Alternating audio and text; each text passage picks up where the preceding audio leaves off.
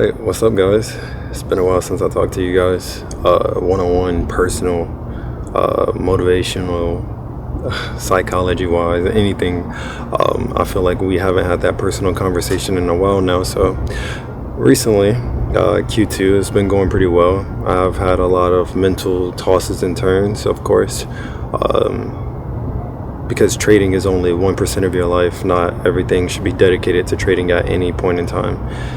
Like, trading is literally like 5% of your life. It takes 15 minutes to mark up a chart, set alert, less than that, to be honest. The execution comes from your mindset. You can't execute that trade unless your mind is like completely 100% there. So with that being said, I've definitely been on a mental roller coaster, especially with the markets kind of being a little bit choppy, and like, you really got to be on point. I've really just been trying to get better at being the best version I can be of myself, and also expanding outside of trading. I have opened up a few investments and started doing real estate and all these things on the side to kind of like, I guess you could say, not like a distraction, but to elevate myself. I don't want to be just looked at as a trader, right? Nobody wants to be that. Like, I have the ability to be anything I want to be, right? I can be anything that I want to be if I put my mind to it. So I've been picking up new hobbies, investments, like I said before, investments, business, hobbies, all these different things to elevate my brain, because being exposed to different environments help you gain more knowledge in different areas, which is always good. Like, you don't want to be a person, let's say for example, that grows up in the hood, right? You grow up in the hood and it's just like all you know is the hood, right? That's all you know, right? So it's the same way with trading. Like, you don't want to be a person that all you know is trading. That's the only thing you're good for, is trading, right? I think I'm very multifaceted at different things. I would love to become the best at everything that I touch. That's just the way my brain works. A quote that I used to have for myself back then when I was young. Well, I'm still young now. I'm only 22. 23 next month, by the way. May 27th. I'm finally turning 23. But I used to tell myself when I was 18, I used to be like, if you're going to do something, you might as well become the best. If you're not going to become the best, why even do it at all? So I kind of stand on that. Like, if I'm going to touch something, why not be the best? And my friends can definitely vouch for sure, because they're always telling me that every time I see something, or I'm getting into something, or I like something, I just go all in on it. When I first started snowboarding, I remember my first day started snowboarding, and I was like, dang, this is fun. And I went and bought a bunch of snow gear, was planning trips to try to go snowing again and all that. And I'm just like, if I like it the first day, I'm going to keep doing it second, third, fourth, fifth. And now I'm making music too as well. And I already fit the profile. So it's like, it just already helps. I got face tattoos and piercings, and I'm black. I really want to be more than just a trader. And I would advise everybody else to do the same. Trading is your car, right? Trading is the car, right? A lot of people don't have a car, right? So let's do an example. It's been a while since we had a talk like this, but I'm glad we're talking. Let's say you have a car, or let's say you don't have a car, right? You're walking. This is, let's say, we're going to compare this to 9 to 5, right? So walking equals 9 to 5. So let's say you're walking everywhere around the world, busting your ass, walking everywhere, right? You're walking. And then you have a chance to, let's say you obtain, let's say a skateboard, right? So this is like beginner level of trading. You have a skateboard. Now, the skateboard can only take you so far, right? The skateboard can only take you so far without it causing agony and pain of riding the skateboard all over the place and stuff like that, right? So it can only take you so far. Let me wipe this off. So since the skateboard can only take you so far, you need to walk again, collect more money, skateboard towards more money to buy you a bike. Now, this bike can take you further than a skateboard, right? And eventually you end up building your way to the car. Your car is going to take you wherever you want to go, right? Wherever you want to go, whatever destination you want to be at. So trading is essentially the same way. In the beginning, you don't really know too much. It's kind of foggy. You don't know exactly where you're going with this. You're just kind of riding on your skateboard, riding on your bike until you find some type of destination, right? Until you find your spot. Or even that, you're just riding until you find the next car dealership. You're stuck in the middle of nowhere, right? You, as a beginner trader, you come into this industry and you know nothing. Like, everything's blank to you. And all this being blank to you is just like, oh, bro, where do I even start? Like, what direction do I go? North, south, east, west, where do I go? So eventually you're just kind of lost walking or skateboarding or biking with no map, trying to find a nearest car dealership. So that's profitability, right? Trying to find the next car dealership. And sometimes that car dealership is kind of sketchy, you know. Sometimes it's kind of sketchy, or sometimes it's too good to be true, or, you know, there's all types of different emotions, or it's just a really good deal, whatever the case might be. And these are emotions like running into prop firms, right? Car dealerships is like running into scammy prop firms, or becoming profitable but scared to be profitable. You think it's too good to be true. All types of different emotions. Or you get too greedy and you try to buy all the cars, and it's just a bunch of stuff, right?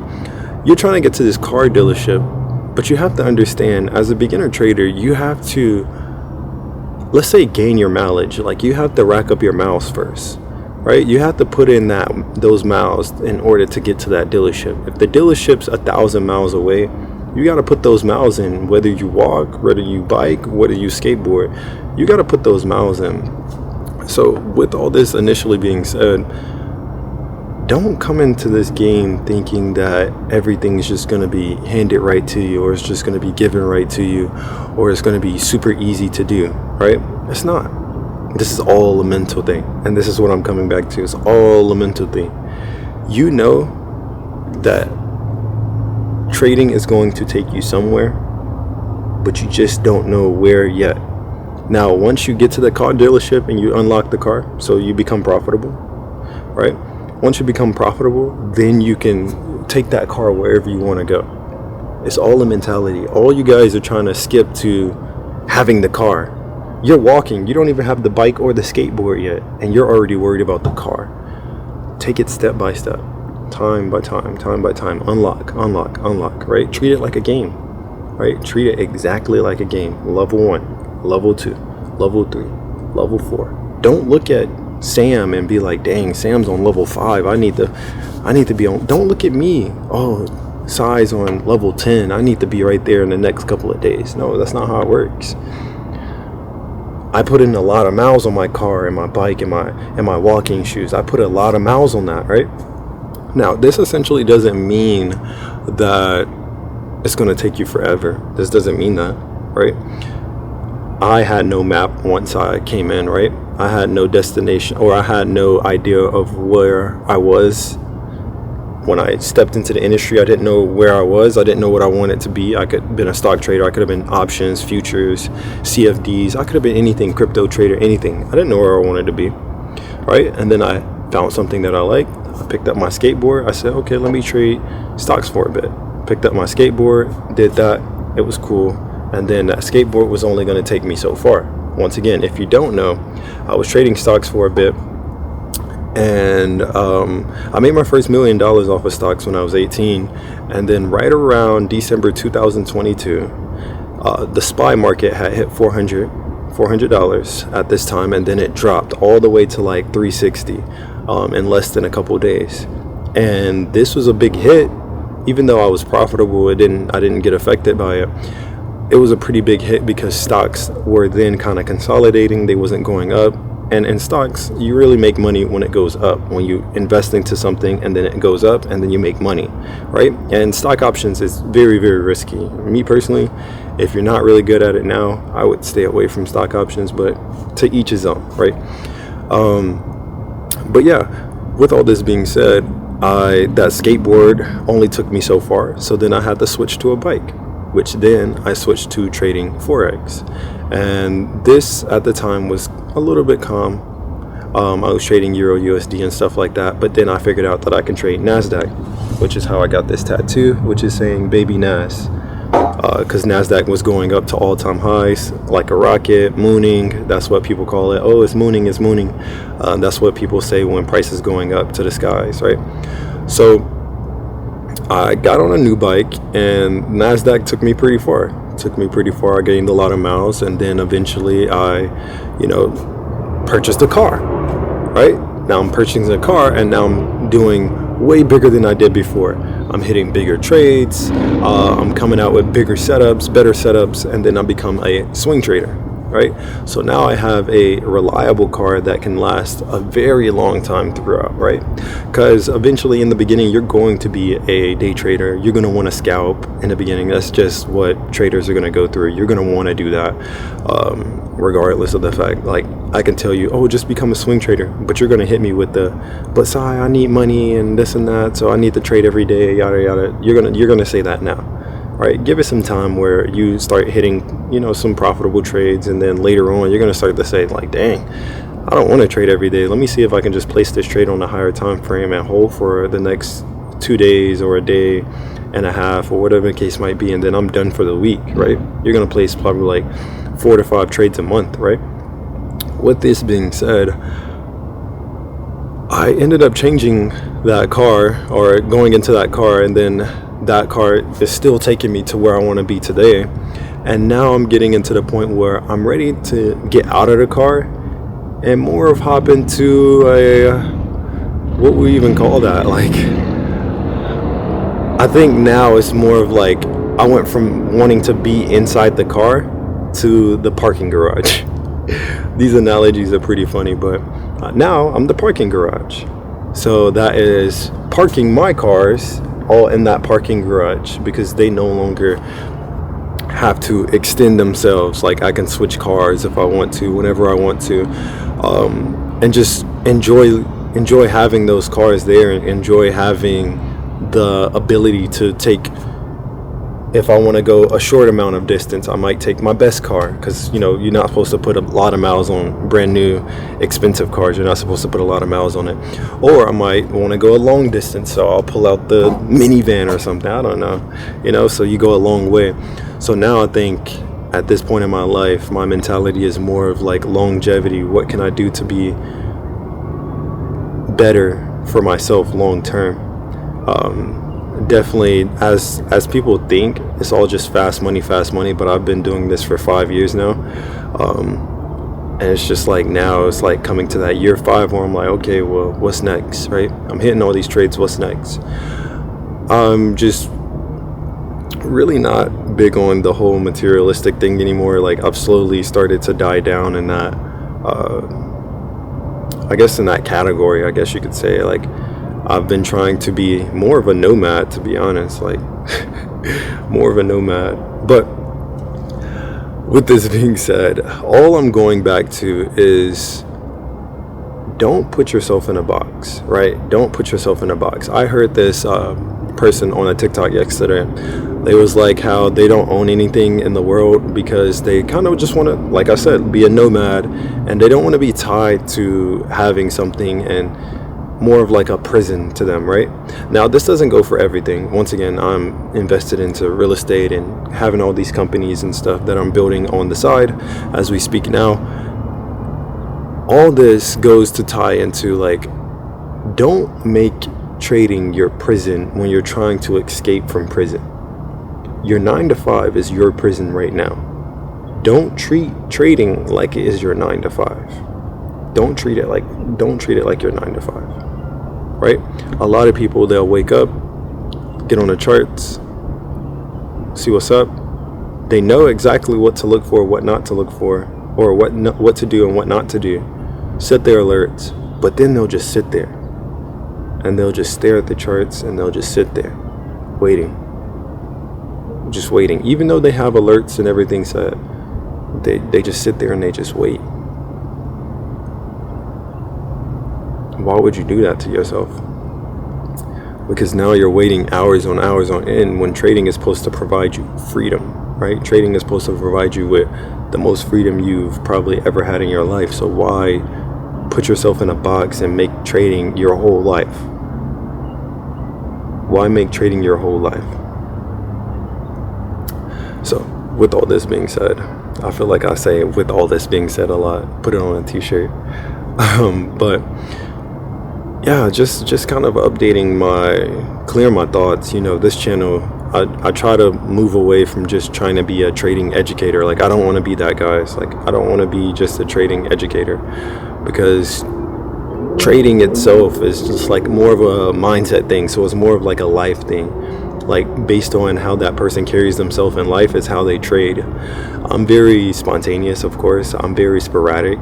My life doesn't kind of match with my trading persona, actually, because I'm pretty wild, I'm pretty spontaneous, but also I'm also a Gemini too. I don't know, that really doesn't matter, but I hear girls tell me all the time, like, oh, you're a Gemini, multiple personalities, or this and that. So I feel like that helps me, but I do say that I have pretty much a lot of multiple personalities, where I can be like, okay, well, one day I'm kind of chilling, and then the next day I'm doing whatever I want to do. That could be wild, and I've gotten called a degenerate, and some people call me unk, and they call me old, and all these different things, because I'm different personalities. Like, I'm different personalities, and I feel like anybody can adapt that. Anybody can adapt that trait too as well, because I look at it as a trait, a good thing, because that means I have a good adaptability to anything in society, to be honest. I've been to the hood, I've been to the suburbs, I've been in poor communities, rich communities, I've been in no communities at all, right? I've seen it all. I've seen all types of races. I've been to a lot of countries where you see different lifestyles and different ways that they move. I've seen it all, right? And I want to continue to keep doing that, because that expands your mind. The goal of a human being is to expand your mind to the max capacity, to the point where you can almost read anybody at a quick instance. Like, you want to be able to read the room, you want to be able to read the people around you at a quick instant. But you won't be able to get to that if you're trapping yourself in a box, right? You have to expand your mind. So the biggest thing that I want to leave you guys with is to make sure that whatever you're doing is not trying to trap you in a box. And if you are being trapped in a box, move outside of your comfort zone. Move outside of your comfort zone. Do something different. Be different. Don't worry about what the standards are. Do something different. Step out your comfort zone. Step out that box and expand your mind, because the people that live by standards, they're stuck in a box. So things that are outside that box are rare to them. Not even rare, it's unimaginable to them, because they're in that box. They can't think outside of the box. So if it's something that's inside the box, they can think it. If it's inside their box, they can think it. But if it's outside their box, if it's outside their knowledge, or if they don't know that it's possible, then they're not gonna extend past that. That's all. They're gonna get to level 1, 2, but they don't even know that there's a level 3, 4, 5, right? Don't be that person. This is my advice to you. Step out of your box. If you don't know where you're going, just step into something random. It doesn't even matter. You doing something random in life will take you further than you trying to stick to the plan, right? A lot of people try to live life through the plan. Oh, grow up, go to school, go to college. Once I get out of college, get a job, then find love, marry, kids, house, grow old. The end. People try to stick to that plan. Listen.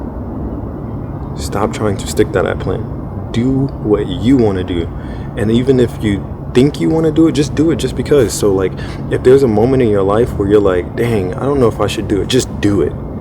Just do it. Like, just do it. Don't even think twice about anything, because the biggest thing is, as long as it's not harming you in any type of way, or sending you to jail, or any type of harm to you or your future, do it. Do it. If it's not going to harm your future, just do it. Now, trading is a very risky career. Like, if you're watching this, you're a risky person. Like, I don't know how you're doing it.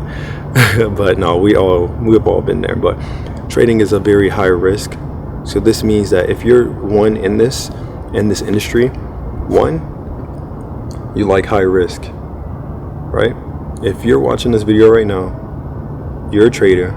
If you're watching this and you're a trader, one, you like risk taking, or you like being right. So you being right is one of the things that could be the reason why you're in here, or you have a greed or some type of sense, I guess you can say, some type of feeling of scarcity.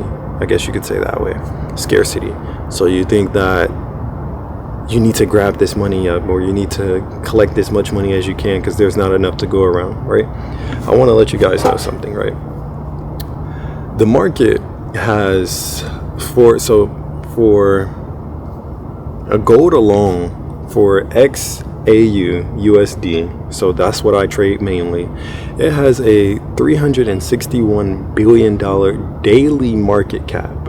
Every single day, $361 billion is moving through that. Billion, like I'm talking about billions, like $1 million isn't nothing. $10 million isn't nothing. Damn, $100 million is nothing to gold. Nothing. And that's just gold alone. That's just gold alone. Think about everything else that's in this world. Don't trap yourself in that box. Don't do it. Do not trap yourself in that box.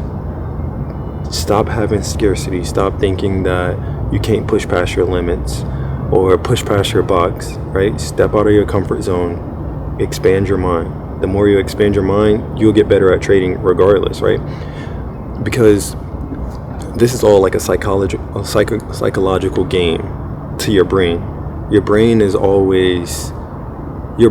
more of like, if you ever seen like animals, right? Like I have 2 cats. My cats, I don't have to potty train them. It comes naturally, right? It comes naturally with cats, right? That's why I like cats too as well. They're very independent. But same way with humans, we have qualities and traits in us that we as humans have by default. We as humans have these traits by default. So we have to kind of step out of those default traits and create custom settings for ourselves. So that means overall trying to eliminate, let's say, we as humans, we don't like risk taking. As our default setting, we don't really like risk, right? That grows on us throughout time. Everything that you go through, mentally, physically, it all ties into your psychology. So in order to have a certain psychology, you have to have a certain mindset. In order to have a certain mindset, you have to go through experiences, right? So experiences create mindset. Your mindset is overall your psychology and the way that you think about things, right? Mindset alone is just the route, right? The mindset is the route. The psychology is overall the big brain of things. Like it's like pretty much the big honcho of everything, right? The boss of everything. That psychology is just overall how you view the world and how you view yourself, right? Psychology is definitely how you view yourself as well. But that mindset is more of like your go. So like when you wake up in the morning, you have a certain mindset. It has nothing to do with psychology yet, but you have that certain mindset. But you only have that mindset because you've been through certain things, right? You've been through certain things in your life, which makes you have that mindset. So with this, I'm over here changing this up, shutter speed by accident, but step out of that box. It was good having this talk with you. I'm not going to keep yapping your head off all day, but here is a breakdown of corrections. Just overall showing you that this shit is easy. Like, bro, chat, this shit is so easy. I'm showing you guys time again. Make sure you guys follow the Telegram, follow Instagram. Put on notifications on Instagram, put notifications on Telegram, like put notifications on YouTube. Fuck that. Subscribe. But If you're still listening, actually, if you're still listening, what would we comment today? Comment you to Bert. No, I'm joking. But comment ICC Mafia if you made it this far of listening to this. I truly want to see how many people love listening to these rants, because I feel like mindset is the biggest thing, and I can dive deep into mindset 24/7. But I don't know if y'all be listening to me, man. Y'all hear me, but y'all don't be listening to me. A lot of people just watch me just so they can feed off of my trades and eat off of my trades. It's a very few out there that work hard and hustle for themselves. So I congratulate you guys for even making it this far, and I really love you guys. Once again, I have a tour coming up May 1st. So starting May 1st, we have a tour. Me and my best friend, we are going around the world. He's pretty much my cameraman. I'm going around the world teaching people how to become the best version of themselves through mindset and psychology. Trading, you can find that on YouTube, but mindset, not a lot of people talk about it. So this is what we got to talk about. So today we're going to talk about continuations. This one is pretty much self-explanatory, such as everything else. So nothing I ever teach is complicated. I don't want it to be complicated. So I'm going to break it down from the ICC standpoint, and then we're also going to break it down from the market structure standpoint. So when it comes to trading, I always tell you guys to trade off of the higher time frames no matter what. Higher time frame, higher time frame, higher time frame, always, right? So currently this is something that we took today. So this is a position that I took today. Today is the 21st. If you go on my Instagram, you can see that I just profited off of this trade.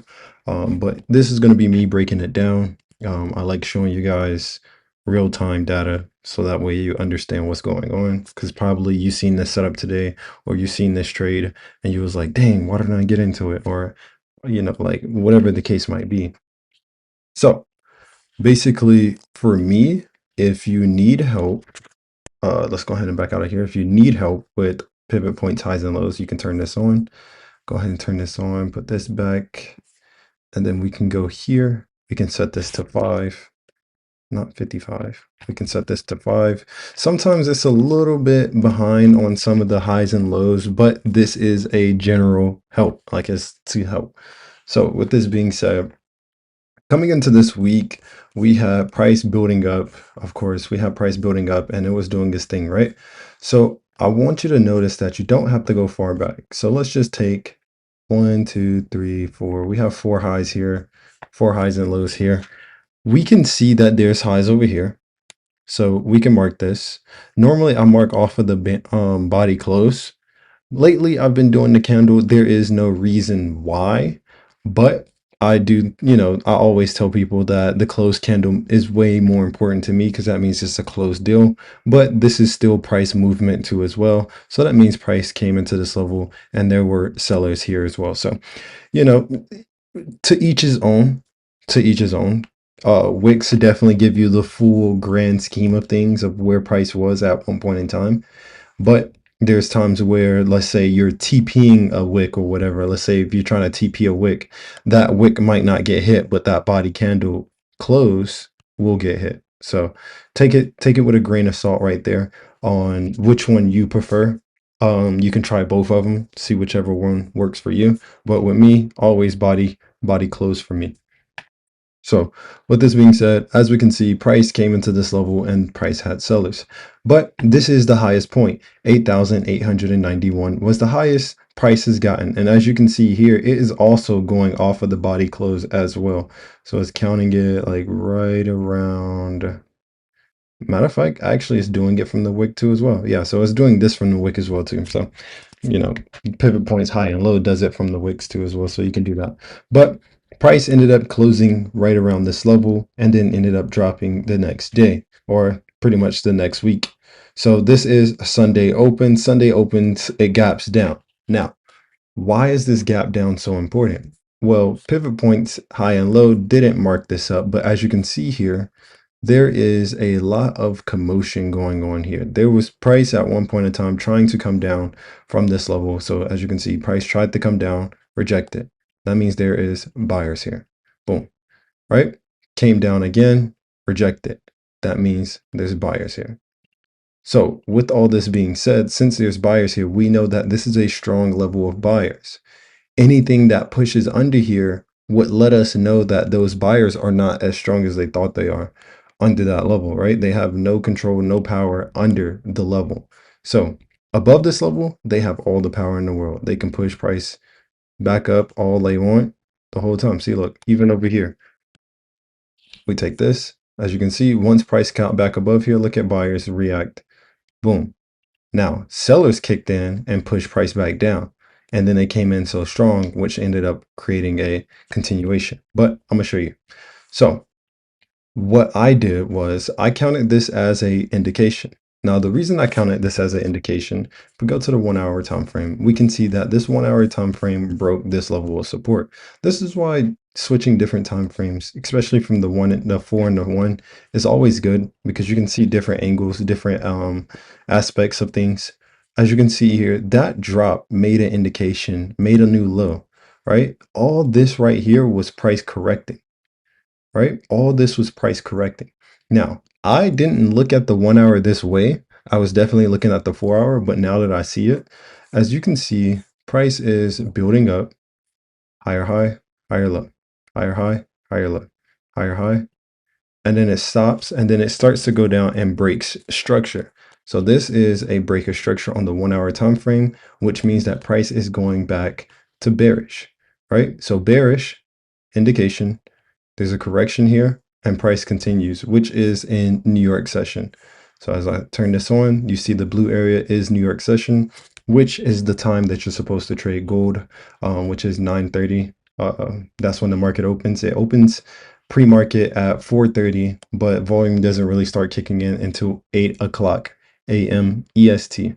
But the market opens at 9:30 EST. So once again, let's go here. Market opens at 9:30 EST. And I have a colon there because my computer is from Amsterdam. So it's from Europe. So the region is going to have it as a semicolon. But yeah, anyways, market opens at 9:30. As you can see, the 1 hour has switched back to bearish, which was confirmation before the market opened that price was going to be bearish. All right. Price ended up making indication, corrected, and then selling off under that level. So remember, we're not going to forget about this level.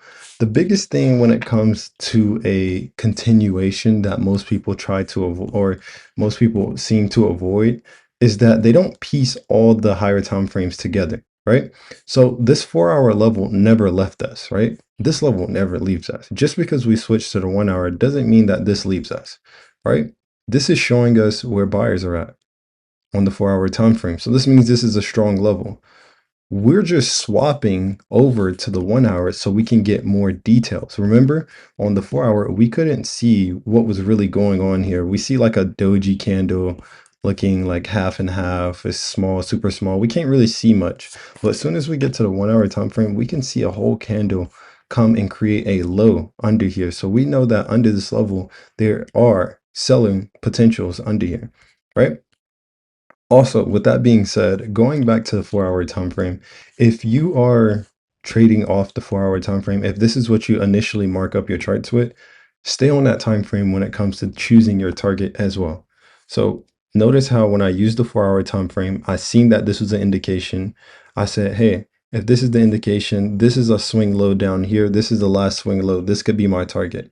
Now, the reason why I don't target the indication like most of the times is because I'm always expecting price to give a little bit more volume past what it's already done. So basically what I'm saying is whenever I'm trading a trend, I'm not thinking that the trend is just gonna dun dun high pull and then stop here. I don't think that, right? So I'm never really truly targeting that indication anymore. I'm just looking for price to try to push past that or to the next level. So in this case, I'm looking for price to push into that next level. So let's go back here. Let me go remark my chart, right? Let's go back here. Boom. So I'm never really targeting this indication level anymore. I'm normally trying to push past past that, because that would initially tell me that, hey, if I do hit my trade, I can close wherever, but I know that my next setup is coming soon, sometime soon. So basically, what my trade setup was price coming into here, stop loss was here. I actually ended up making it way, way shorter due to the fact that it just sold off during New York. So I was preserving a little bit more risk. But most of the times I would probably do it over the swing high. So I'll keep it right here over the swing high. So as you can see, that is right around a 1 to 4 risk to reward. If you was to do it exactly at New York session, it'll be pretty much a 1 to 3, almost coming on to a 1 to 4. So with all that being said, that will be my setup. Then from here, what do you do?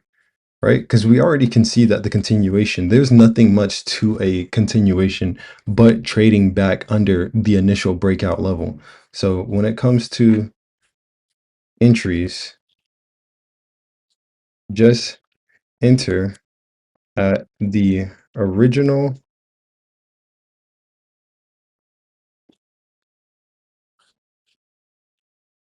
breakout level, right? Just trade at the original breakout level. There's nothing complex to it. You're overthinking it because you're not trusting it. But let me show you why you could trust this, right? So prior to all this happening, before we even got our move, price created a lower high. This is the highest point. Price came up. If it wanted to go higher, it would have went higher. I want you to tell yourself that if price wants to do something, it will do it. You're not stopping it. Your brain's not stopping it. Nothing is stopping price from doing what price wants to do. If it truly wanted to go higher, it would have went higher. But instead, it made a lower high. Back to the beginning of our course, what did I say? When price makes a lower high, it's looking to make a lower low. All right. So with this being said, price made a lower high. What was it looking to do? This is our whole setup. Lower low, lower high, lower low. So now what could possibly happen? There could be a pullback, lower high, just to come down and create more lower lows, right? Or it could say retest, equal lows, and build back up, which then we would see the break. Once we see the break, we can see that, oh, price just made a higher high, look for the higher low, and enter for buys once it goes back above that level again. So boom, right back above here. So indication, correction, continuation, right? So nothing too much to it. And also as well, I definitely called it on Telegram right before New York session even came in. So this is what it looked like before. As you can see, I'm explaining the whole lower high situation. Everything looks really good. It could have did a possible retest, which is cool. So a possible retest meaning it could have did something along the lines of this. So this was earlier, boom, boom. Price could have came here, retested up here, or even made another lower high before dropping. But I didn't know how serious price was going to drop before New York session. And as you can see, before New York session, we was already under that level. And then New York came in, retested that level. So as you can see, we already made that drop. So when I made the video, it was closing in. So this is right around 12. Once again, let's go back here. As you can see, oops, family. As you can see, this is 12:15 when I made the call. Go back. This is right around 12 right here. 1 o'clock, it finally broke under that level. 2 o'clock, it was under that level. Retested right around 7 a.m. 8 a.m., it made its first initial drop. 9:30, as you can see here, did a little bit of commotion just to shake people up, thinking that it was going to buy. Because you can see there is huge wicks all over the place. People thinking it was going to buy, shaking people up, even taking out these traders here that was probably in hard sales off the open. Came back, retested, and then we ended up making that drop. And then we can see more details by jumping to the 15. So we can go here.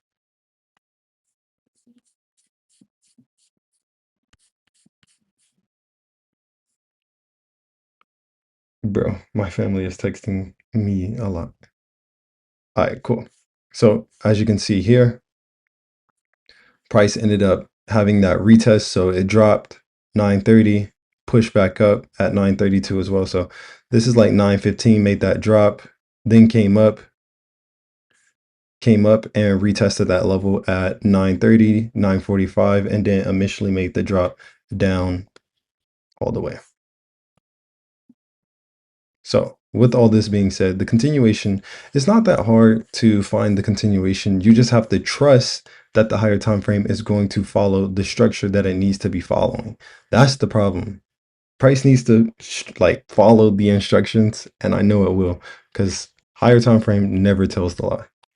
And also as well, the daily time frame definitely should be heading back down sometime soon. This is the low that we made. Price just touched into that, which is probably why I reacted so hard to as well. Price just touched into that.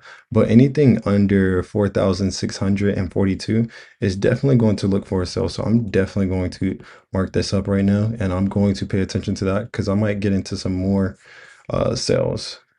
I might get into some before, but really I got to see if price is even going to break that. But hopefully, let's see how everything plays out. Um, Once again, the continuation comes from the initial indication breakout. So entries come from indication levels only, right? Indication levels only. Now, let me explain it in the price action way. Price action way is pretty much the same way, but even then, if you didn't want to trade at the indication level, price did make a lower high on the 4-hour time frame, and price was pushing down. So even on this one candle, you didn't even have to wait for price to come into New York session, because price already signified that there was going to be a lower high here. It showed massive rejections to the upside, causing a lower high, which then pushed price down. So all this movement right here was good enough to even tell you that price was being bearish in the first place. But that's a little bit more advanced. You'll start to see over time as you get more and more into it. But for the time being, keep it simple. Trade at the indication level. Once again, an indication is where price first breaks out. So this breaks out here. That means it's an indication. On the 1 hour, you can see it a little bit better. So as you can see, price broke this level, indication. I don't care if it's a gap or whatever. If it breaks a level, it's an indication. If it breaks out of a level that was holding up, so as you can see, this was all holding up right here. If it breaks out of it, indication, right? See here, price was holding up here. It got broken out, indication. This is an indication. But how you don't get faked out is because we traded the second time around. So we don't look for buys until price was above here. And I also specifically told everybody that if it doesn't come above that level, you should not be thinking buys, right? Because everything under here has selling pressure from here to here, right? Selling pressure coming in, selling pressure coming in, right? And price is selling into this level, but buyers are trying to react, right? Buyers are trying to react. They got one good reaction, boom, popped. Got one good reaction, sellers came, step back in, boom, step back in, and then caused all this to end up breaking towards the downside. So we can obviously see that sellers were way stronger. Then price ended up falling into a level of buyers. Buyers pushed up price. Price was doing really good, but remember, they're back in that selling territory. Boom, sellers come back in once again. And we already know what they did the first time. So this time, everything is pretty much, kindergarten work after this. All right. So January 2026, I made right around $6.2 million. This was a pretty slow start, I'm not gonna lie. After my first trade, I lost. I was kind of thinking in my head, like, dang, I lost the first trade of the year. I kind of felt bad. And I rushed the trade too. It was a Friday. I pretty much dang, I can't speak. I pretty much rushed the trade. So I kind of took like a few steps back after that happened, to be honest. As you can see, my behavior. The fifth small trade, which was 8K, I think I opened and then closed, and I wasn't feeling that trade. Then you can see I took the week off, finally placed the trade on Thursday, let it roll until Sunday opening, which was pretty good. So we ended up closing out with $2.2 million on that one. Took the whole week off after that, of course, and then following week we kind of took the break off. The blue ones mean that I open trades. The green means obviously green, and then the red means obviously lost. So we opened a trade on Thursday, ended up closing that Friday for $2 million. And then the following Tuesday, we ended up closing the rest of that trade, if I'm not mistaken. Matter of fact, I think this was all the same day. My apologies. This was all the same day. And then we ended up placing 2 trades Thursday and Friday, which ended up coming into that Monday with $2.5 million, which we're coming into February, and we overall lost because I over risked on one trade, which ended up losing $7.5 million. So I came out this whole like month at a negative $4.8 million, right? And I had that small 1K trade, but I wasn't really feeling it. So then eventually we ended up getting into more trades for March at the beginning of the month. As you can see, we took a trade on March 3rd, which ended up giving us $13.4 million, which pretty much set the tone for the rest of Q1. So January, February, and March is Q1. And as you can see, we finished this month off at $19.4 million. And for the months, as you can see, we have January 80% win rate, February 75% win rate, March 85% win rate. And then you can see that we have 5 trades, 4 trades, 7 trades. So most of these, it counts to positions. So normally I place multiple positions, but when it says trades, that's just telling me that those are my setups. So that's how I have it organized. So 5 setups, 4 setups in February, 7 setups in March. April we have 5, which April we are now getting into $25.3 million for this month, and this month is not over quite yet. Today we finished strong at a $16.2 million hit. Yesterday I had a $1.2 million solo trade for myself. I didn't post this one at all or anything, but this was the one that I was holding from the previous Tuesday and Wednesday. We took a loss earlier on in April. So the 7th of April, we took a loss on gold buys. And then the following day, gold ended up buying again, which then we took profit on this one. So the first trade didn't work out. I think it faked out or something. I think it was just no volume and it was consolidating actually. And then the next day it finally made that push. So we entered back into that trade again. But everything is looking pretty solid for Q2 to start, to be honest. So right now I'm sitting at a net P&L of $46 million. My average net per trade is $2 million per trade. So every time I'm taking a setup, I'm most likely making right around $2 million per trade. As you can see, I am what I preach. But no, I tell you guys all the time, 1 to 3s, 1 to 4s is always going to be the best route to go. As you can see, I am following that rule. So most of my trades on average is a 1 to 3.9. So that's pretty much a 1 to 4 every trade that I take. My average volume is 276, right around 250, 276, 300 sometimes, but not all the time. That's pretty much how many lot sizes I'm putting in combined. So combined, I'm putting in 276 lots per trade per setup. We have a profit factor of 5.6. So that is really, really good. It means that I'm very, very much overly profitable. We have a 80% win rate, and then the average time that most people ask me, as you can see, is 2 days, 18 hours, 49 minutes, right? So let's go to the overall. I'm pretty sure it's either overall. Yeah. All right. So my best month is obviously April, which we're in right now. I'm sitting right around $26.5 million for this month, best month. Then my lowest month was obviously February. As you can see, we're hitting right around almost negative 5 million, to be honest.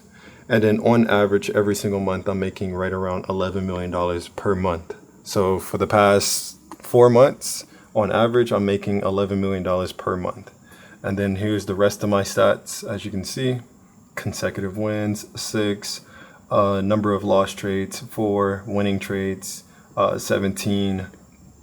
Then we have total commissions. I have a VIP account, so that helps out with the commissions, but not the spreads though, only the commissions. It helps out with the commissions, but not too much in commissions, only 33K. The swap is what hits me the most because I'm a swing trader.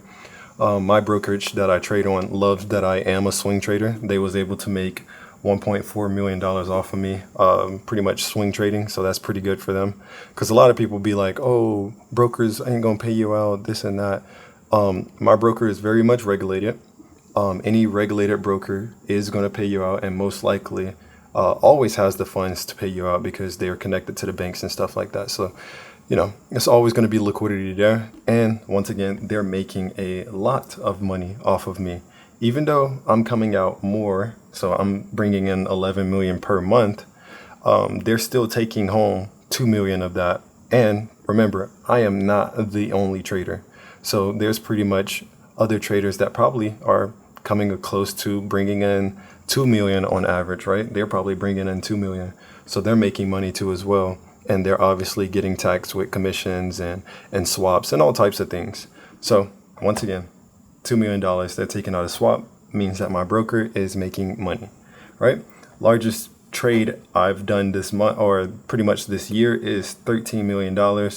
Biggest loss was the $7 million loss. Average hold time, as you can see, average winning trades, 2 days. Pretty much all the same thing, right? Yep. Pretty much all the same thing. So with that being said, this is to show more for the, I want you to understand that I've been trading for 5 years. I've been trading for 5 years. I just recently started trading gold last year. So I've been trading gold for almost a year now, a year and a half now. And what I will say is I am glad that I made the decision to move over to something that has way more volatility, because I couldn't stick with just trading NASDAQ. It was becoming too choppy, too random, too sporadic, too much volatility, right? I like control volatility. Everything I do, from pretty much literally everything I do in life, is all about chest in my head. That's how I like to do it. Chest in my head, keep it simple. This player does this player does that, keep it that way. So when it comes to trading gold, I'm glad I made the switch, because I know, okay, if it's not happening today, it's probably going to happen tomorrow. If it's not going to do that, then give it time, right? But I do know it's going to move, but I also know it's going to stay in control. It's going to stay calm. Higher time frames, it's going to stay calm. As long as I keep my focus on that higher time frame, stay calm. And I think that was pretty much my biggest push up when it came to trading gold, is taking my time and watching that higher time frame. And this quarter, I've seen that the market structures that price has given us throughout gold has been very, very crucial, that we pay attention to every single one of them, and we do not take any of them lightly. For the losses that I've had, it's only been because I've been impatient when price was breaking out and I'm trading the indication, right? Waiting for price to do everything it needs to do. So if it makes the indication and correction, wait for that continuation. Don't move until price is back above the previous indication level or below the indication level. It's really key to be patient. Really key to be patient. As you can see, I'm going to show you guys once again. As you can see, I'm going to go back to the dashboard.